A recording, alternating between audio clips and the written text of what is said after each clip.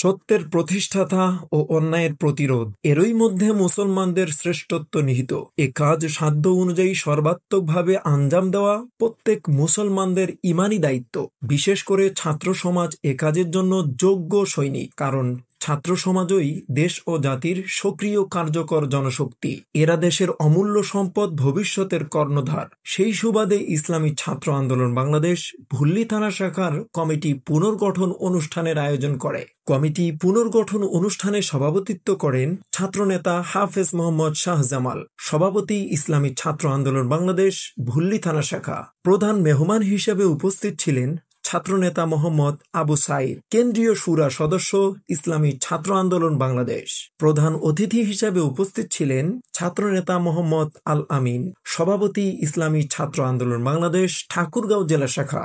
বিশেষ অতিথি হিসেবে উপস্থিত ছিলেন ছাত্রনেতা মোহাম্মদ আরিফ হোসেন, সহসভাপতি ইসলামী ছাত্র আন্দোলন বাংলাদেশ ঠাকুরগাঁও জেলা শাখা। অনুষ্ঠানটি পরিচালনার দায়িত্বে ছিলেন ছাত্রনেতা মোহাম্মদ পারভেজ হোসেন, সাধারণ সম্পাদক ইসলামী ছাত্র আন্দোলন বাংলাদেশ ভুল্লি থানা শাখা।